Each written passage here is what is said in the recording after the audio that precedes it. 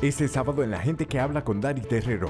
A la posible reforma fiscal que ha estado bailoteándose de que sí, de que no. En República Dominicana hay un cartel de bancos. A usted no le va a llegar un cheque o un dinero, una transferencia a su cuenta de banco porque la economía dominicana crezca. No, no es así. ¿Usted cree que Lionel se cree la gran vaina? En buen dominicano, él se cree su película. Hay que dársela. ¿La tiene? Llevó el gobierno a Luis Abinader. No son políticos que ahorita digan que... La gestión tributaria de República Dominicana debe ser objeto de revisión. Empezando por Luis Abinader, yo creo que él debería agarrar su cuarto y transferirlo aquí al Banco Popular, al Scotiabank y al Banco de Reserva y decir, miren, esto es un signo de confianza. No hay dignidad ni comodidad. Lo más importante del crecimiento económico es que se traduzca en desarrollo económico.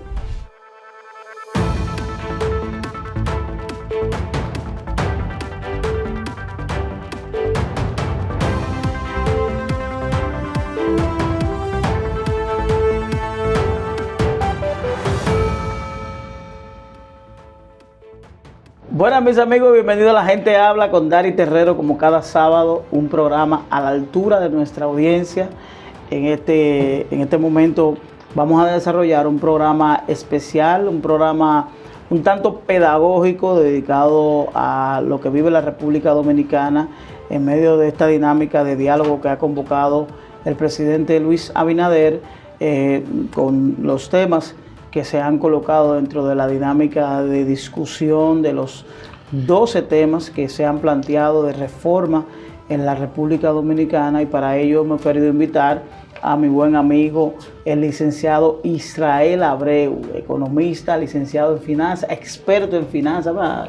Así es, experto en finanzas e impuestos, ¿verdad? Así con es. Una especialidad en economía sostenible. Así es, profesor. Y me dicen que usted es miembro de la Comisión Económica del PRD, ¿es cierto? Sí. Así es, no solamente que soy miembro, sino que soy director desde el mes de abril de este año. Director de la Comisión Económica del PRD. Así es. Ah, pero eso es una gran posición. Usted que define la directriz económica del PRD. Así es, en alguna medida, por lo menos las planteo, se discuten en la comisión presidencial o en la comisión de políticas públicas, y ya de ahí entonces se toma una decisión al respecto de cuál sería la posición. ¿Cuántas veces usted ha venido aquí a La Gente Habla? Digo, ya yo vine aquí soy yo que he tenido que venir, porque ya usted entonces ha cambiado ahora la dinámica. Antes era que yo que venía. Que yo recuerde, creo que fueron dos. Una durante el gobierno de Danilo Medina, en donde hacíamos algunas recomendaciones de tipo económica, y creo que después durante el proceso de campaña. ¿Y usted lo convocaron para, usted iba a ser parte de la comisión que iba a ir al diálogo por parte del PRD o no? Bueno, sí, yo formo parte de la mesa de la discusión de la reforma fiscal que está planteando el gobierno. Yo soy parte de esa mesa.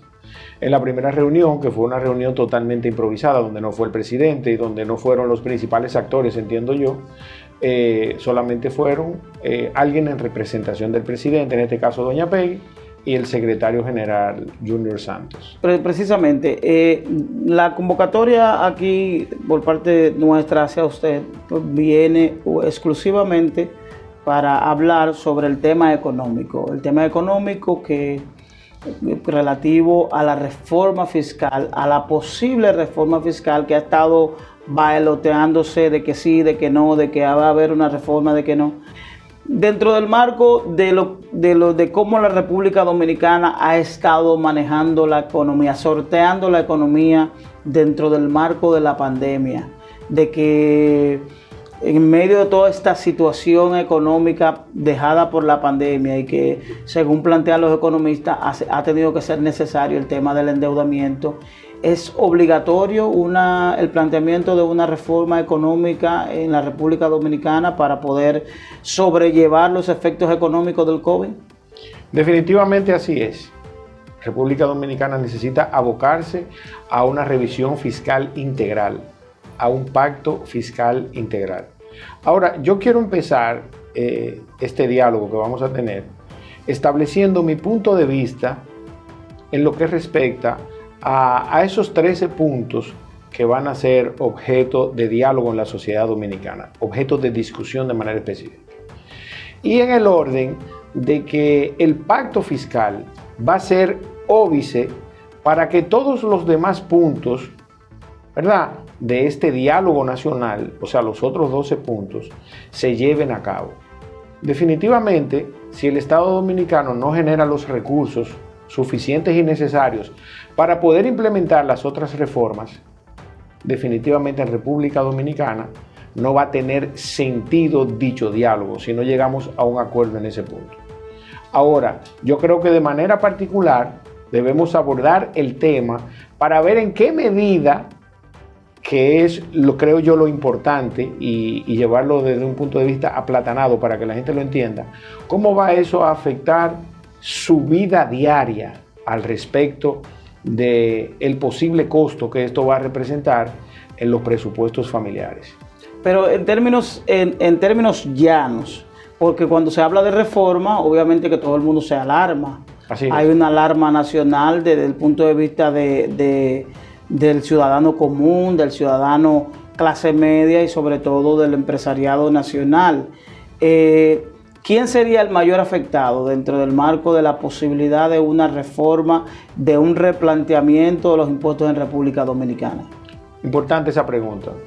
Y sobre todo porque va a entrar en una relativa contradicción al respecto de lo que se promovió en campaña, ¿verdad?, de las necesidades que supone tener el ciudadano y las responsabilidades que asume el actual gobierno frente a esas necesidades. Entonces, definitivamente, las informaciones que tengo al respecto de una reforma tributaria, todavía yo no he visto ni se ha presentado por parte del gobierno en esa primera discusión que hubo ningún documento relacionado con los 12 puntos que dé al traste de manera específica con los planteamientos que hace el gobierno. Por lo menos a la fecha en que estamos grabando este programa no la ha habido. De hecho, la información que tengo sobre una reforma tributaria que formaría parte de una reforma fiscal, tú sabes, todavía no son informaciones públicas, son informaciones que definitivamente pudiera considerarse privilegiadas y que la vamos a hacer pública en alguna medida, por lo menos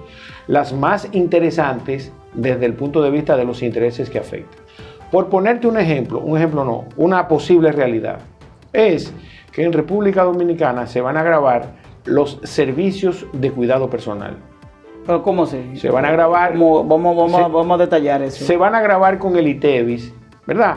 Con el ITEVIS en ese proceso de ampliación de la base. Y es un impuesto que va a afectar de manera directa a todos los ciudadanos de República Dominicana. Por ejemplo, los servicios de belleza, que son partes del... Es decir, el que va al salón... Una mujer que va al salón y, sí, y paga en promedio... 200 pesos de salón. 200 pesos de salón. Más 18. Más el 18. ¿Pero es una información oficial o eso es...? Esa es una información oficiosa, porque no es oficial. Ahora, es un documento que tengo que está siendo discutido por el gobierno y que va a ser presentado en los próximos días al respecto. Entonces, los servicios de belleza. Estamos hablando de salón, de uñas, de masajes. Por ejemplo, otro impuesto que va a afectar de manera directa el bolsillo de todos los dominicanos y en alguna medida inclusive el sistema de salud de República Dominicana es, por ejemplo, gravar dentro de esos servicios personales, ¿verdad?, los gimnasios, a grabarlos con el ITEVIS, ¿verdad? Que si entendemos que se va a bajar el porcentaje, pero se va a grabar, imaginémonos que el ITEVIS... Es decir, que está planteado una reducción en el ITEVIS por una ampliación de la base. Exactamente, entonces se vendrían grabando los servicios de cuidado personal, en este caso gimnasio, que a mi modo de ver, ¿verdad?, yo creo que lo que se hace en un gimnasio, que es el cuidado personal en sentido general, puede considerarse como salud preventiva. Vamos a hacer un paréntesis. Usted habló hace un momento de reforma fiscal y reforma tributaria. Sí, así fue. Para nosotros llevar un poco de pedagogía, ¿cuál es la diferencia entre estos dos términos en términos económicos? Una reforma fiscal comprende tanto la revisión de los ingresos, de los gastos, o sea, en qué estamos invirtiendo el dinero que estamos recibiendo producto de las recaudaciones, estamos hablando de los gastos corrientes y los gastos de inversión, y finalmente entonces la calidad del endeudamiento. Eso supone una reforma de carácter fiscal. Ahora bien, una reforma de carácter tributario, ¿verdad? Solamente comprendería una revisión de los tributos, que puede ser tanto a la alza como a la baja, como a la creación de nuevos impuestos. Entonces, esa es la diferencia. Una reforma tributaria pudiera formar parte de una reforma fiscal, no así una reforma fiscal dentro de una reforma tributaria. Ok, entonces para continuar entonces con relación a qué otros rubros, y vale el término, pudieran ser incluidos dentro de esa ampliación de la base del ITEVIS. ¿Cuáles más pudiéramos mencionar? Entonces, ya estamos claros. Hemos mencionado dos que son directamente proporcionales al bolsillo de los más pobres, que son la mayoría de dominicanos. ¿Verdad? Los salones y los gimnasios. Ahora, por otro lado, un impuesto muy importante que supone ser eliminado, ¿verdad? A un servicio que ya es básico, es el ITEVIS, el selectivo al consumo y quizás el CDT a los servicios de telecomunicaciones, de manera específica al Internet. Tal vez todavía los servicios celulares se pudieran considerar los servicios de voz, no tanto de data. Ahora, en el caso de los servicios de data, hemos visto, yo mismo, ahora mismo estoy cursando una maestría en comercio internacional en la Universidad de Isabel la Católica de España. Y lo estoy haciendo de manera remota, solamente tengo que presentarme una semana a España, por ponerte un ejemplo.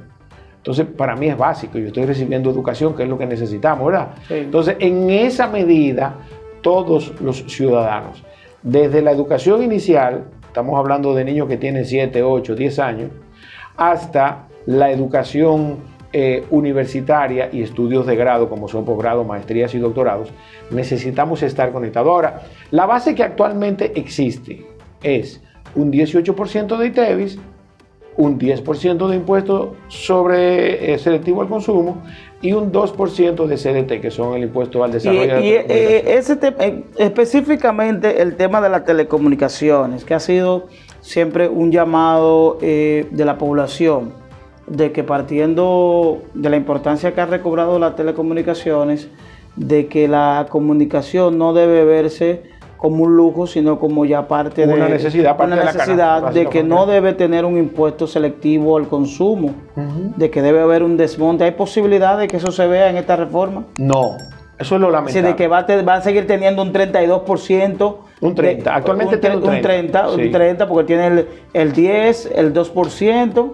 Así es, y el 18%, de ITEVIS, un 30%. Ahora, ¿qué es lo que plantea en la información que manejamos el gobierno?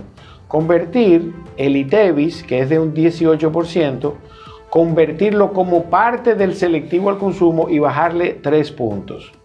En alguna medida, el ciudadano va a tener un ahorro en promedio de un 3%.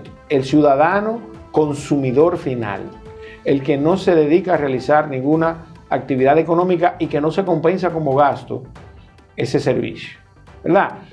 Eliminan el ITEVIS y aumentan el selectivo al consumo a un 25%, ¿verdad? Entonces, se le suma el CDT, si lo mantienen, y el impuesto sería un 27%. Ahora estamos pagando un 30%, nos ahorraríamos un 3%. Ahora, ¿cuál es la repercusión de una decisión como esa? La repercusión sería, por ejemplo, que las empresas comerciales y de servicios que hasta ahora podían deducirse el ITEVIS, o sea, el ITEVIS funciona débito-crédito, el ITEVIS no forma parte del costo hasta ahora del servicio. Entonces, siendo este un impuesto definitivo, como es el selectivo al consumo, entonces afectaría de manera directa el precio que recibe el cliente al final, porque resultaría inflacionario este impuesto de manera directa. No obstante, el planteamiento más racional desde el punto de vista de la necesidad que tiene el pueblo y una sociedad medianamente organizada, es que no se le cobre ningún tipo de impuesto a los servicios de telecomunicaciones y que por el contrario sean totalmente gratuitas, como en países como en Japón. O queremos poner el ejemplo de países menos desarrollados que nosotros, vamos a hacerlo como Haití, que no hay ningún tipo de servicio. ¿O cuál usted prefiere, profesor? ¿Como Japón o como Haití? No, Lo que pasa es que yo no quiero que se vea solamente desde el punto de vista crítico. No que los japoneses, no. Nosotros tenemos que vernos en el espejo de las ciudades que están más desarrolladas que nosotros.